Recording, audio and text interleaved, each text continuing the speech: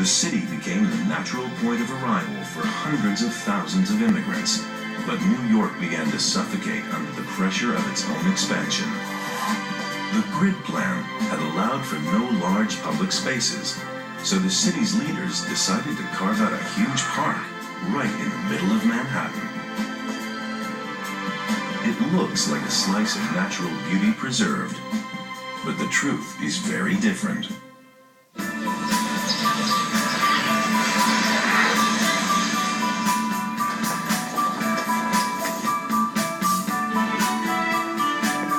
These green acres are no accident of geography. They're a feat of engineering. Central Park is the biggest, most beautiful fake in America.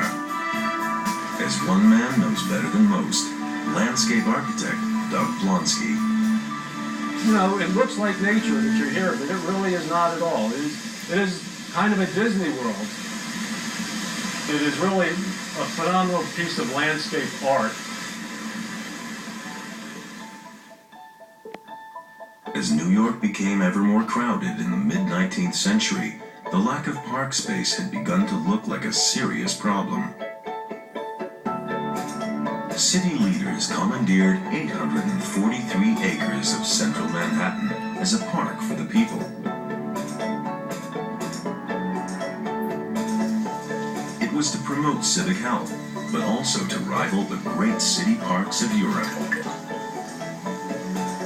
The land they chose in the center of Manhattan was hardly a rural idyll at the time.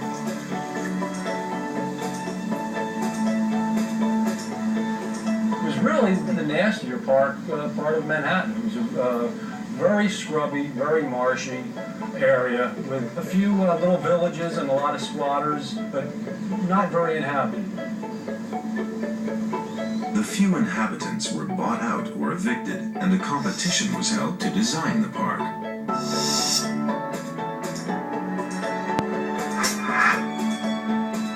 The winning plan proposed a series of picturesque vistas, like scenes from paintings that the visitor would walk through as if through a gallery. A series of beautiful experiences. You'd go from one landscape to the next. You'd look up in the corner and you'd see something else interesting, and then that would cause you to want to go visit that. And that was the whole goal. There's no straight pathways, everything meanders. The park is rectangular, and so it fits perfectly within the grid. But then the moment you walk in from the perimeter wall, the whole thing changes. But almost nothing of the plan actually existed in nature, apart from great outcrops of rock known as Manhattan schist. These couldn't be moved, so everything else was landscaped around them.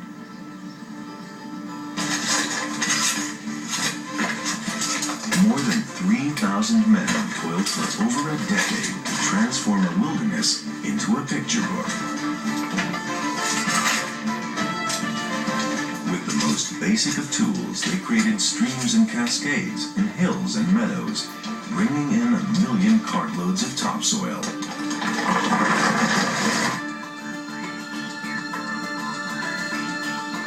Having a park in the middle of the city might have cut the east and west sides off from each other.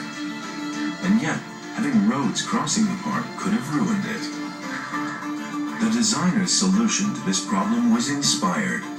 Sink the roads below the level of the rest of the park. But this sometimes meant cutting through solid rock. This park is built on Manhattan schist. This is the tough bedrock that anchors the skyscrapers. They had to blast the bedrock so that the roads could be sunk to the proper grade. And that was another huge engineering feat.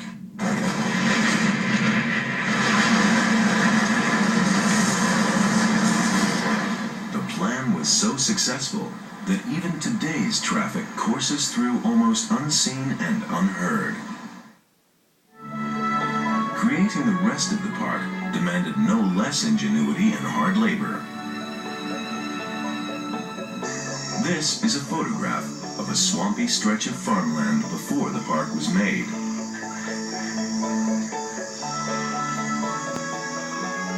And this is how the designers proposed to transform it into a beautiful lake.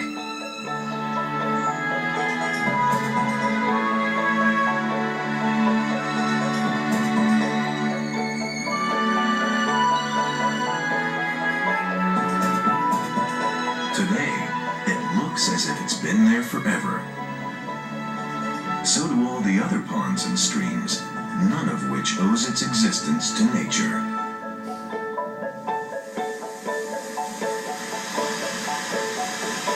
Every boulder that was in place to make this phenomenal cascade was put in by man. But we can also turn a water buff just like that. And I'll show you a little secret if you want to take a look, and we'll turn this one on. All the water bodies in Central Park are really fed by the city water system, and also by the rain.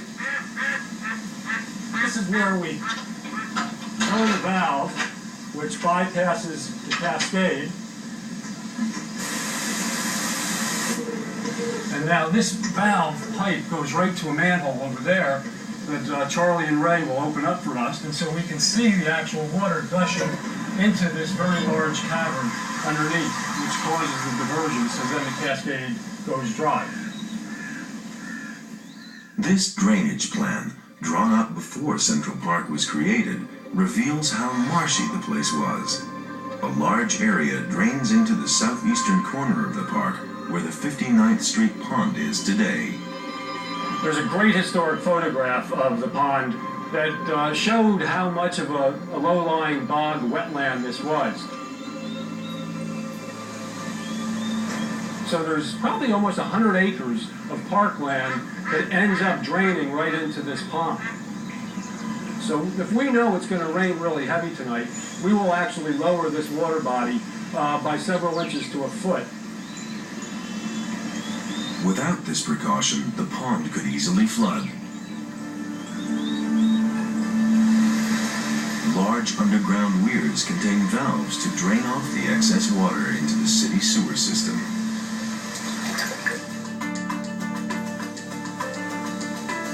Nature is always doing her best to return the park to its original state.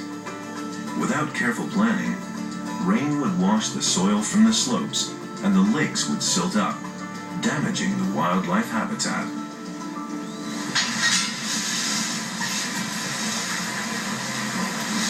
Hidden underground are the 150-year-old solutions to this problem, called sand traps. This is one of the main drainage faults. Water comes down here, and it has a lot of silt in it. It gets to settle out around this sand trap, and it actually goes inside here. The silt and sand is cleaned out regularly.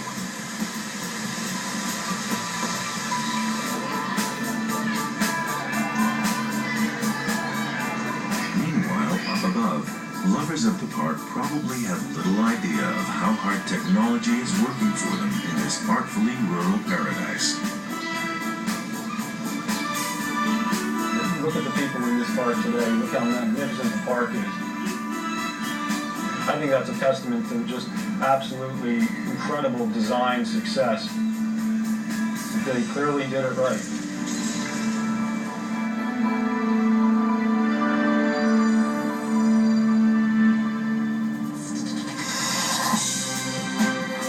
During the second half of the 19th century, immigrants poured into New York, and the city's growth outstripped all predictions.